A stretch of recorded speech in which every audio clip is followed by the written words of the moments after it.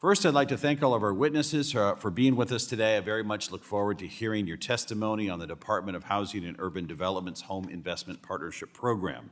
For those that are not familiar with it, the HOME program was created in 1990 with the passage of the Cranston-Gonzalez National Affordable Housing Act.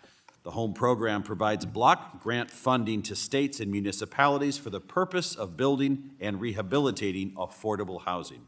In practice, HOME is often used as a gap financing tool for housing projects, often in conjunction with LIHTC, the Low-Income Housing Tax Credit. Since the early 1990s, the program has continued to be funded without many statutory changes and without a reauthorization. In other words, the HOME program is ripe for a remodeling itself, a fresh look from this committee. Our work in this subcommittee this year has been focused on one thing, and that's addressing rising housing costs in this country. The one way to curb rising housing costs is to increase housing supply. No amount of rental assistance, down payment assistance, or other demand-side subsidies will get us out of our housing cost problem. We need to build more housing in this country, and that's the only solution that will move the needle. The underlying supply problem is what made me so interested in the HOME program to begin with.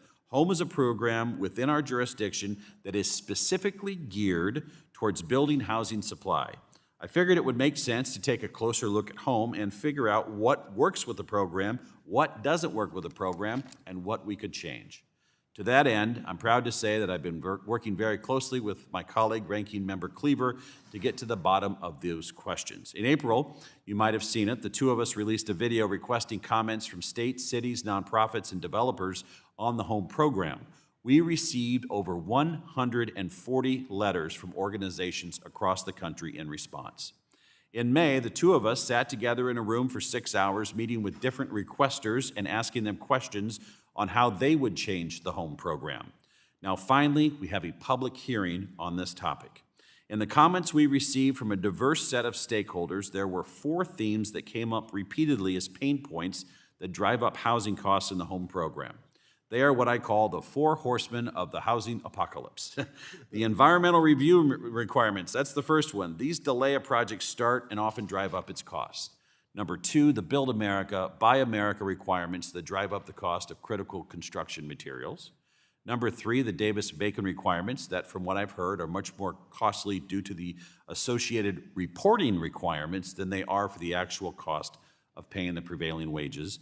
And Section 3 requirements that make it more difficult to find contractors to do the job, particularly in rural areas with some of the workforce challenges I mentioned.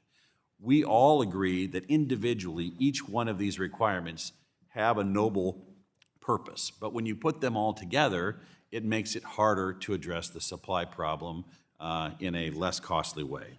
The legislation attached to this hearing intends to address each of these 4 factors that drive up costs in the HOME program. Additionally, it seeks to provide a little more flexibility for jurisdictions to use funds to build more supply rather than for the permissible demand-side uses of the program. I expect our conversation today, members and witnesses may raise things they'd like challenged within this draft. That's okay. In fact, it's more than okay. That's why we're here. As I close, I want to thank Ranking Member Cleaver for working in such good faith with me over the last several months. It's been a pleasure to develop a closer relationship with him through this process. With that, I'm excited to hear testimony from our witnesses on the HOME program and housing supply, and with that, I yield back.